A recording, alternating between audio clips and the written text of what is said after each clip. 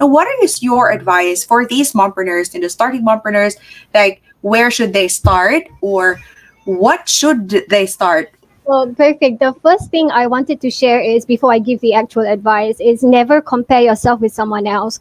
The problem is when mompreneurs get started, you are a very fragile because it's new for you and you have to make sacrifices in order to start your business. So your journey start with, difficulty compared to somebody who's single, who's a corporate employee. They have just privileges. They have better network than you. So you're going to start in a very disadvantage. So you don't want to, monitor somebody else, okay, and realize that you start comparing yourself, and that would demotivate you really early on.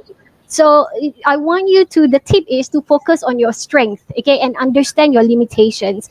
Business is about being very honest. I know your business idea is not a person, but if you're not honest with yourself, what you're good at and what you're not good at, then that's when you might get on the wrong direction. Just because somebody becomes a digital marketer doesn't mean you have to do it. Just because someone makes money because they sell a lipstick doesn't mean it is for you. You have to ask yourself, what is your passion? What is it that you love doing? What is it that you can wake up every day for the next 10 years and still smile at doing it? And it could be as simple as baking.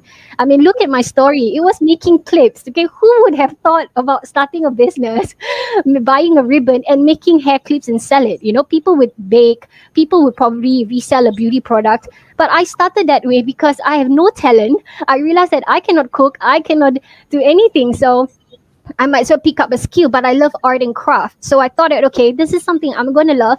Let's start with this. Okay. And when you start a business, you have to understand every day the decision you make in your business, which means that if you try to build a website and you're not good at it, you must understand at some point, okay, maybe I'll save up money and I get a professional to do it. Or I get somebody to barter trade their services with me so that we can exchange our service instead of paying. And that's what I did in the beginning as well because I didn't have any money.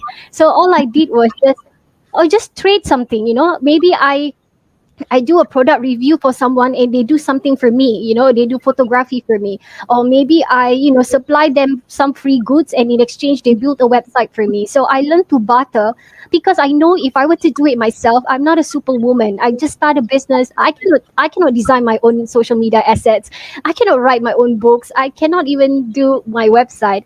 So for me, if you try to learn yourself, it's also okay, but it will take up your time. But if you have some funds that you can save, put aside, and outsource to an expert who can do it faster for you, then your business progress faster. But you have to start with being honest to yourself. If you're not good at it, don't try to pretend that you are. So you can try, and if it's still not working out, find someone who can help you and try to negotiate your way. Maybe you don't have to pay a lot. Maybe there's credit terms. Maybe you can barter trade fully your services and products.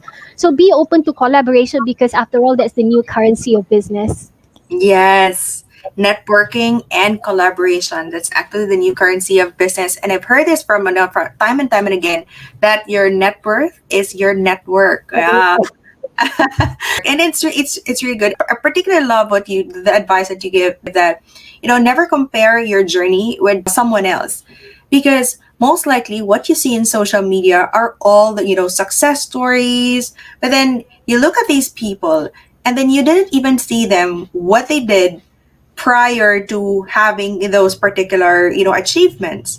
So never compare yourself. Just look at yourself, like what Lisa said. Don't look at yourself, just focus on what you want, on what you want to learn from. Be open to learning, and like what Lisa said, be open to collaboration and to networking as well, other business people or other mompreneurs. No, because moms, we all love to collaborate.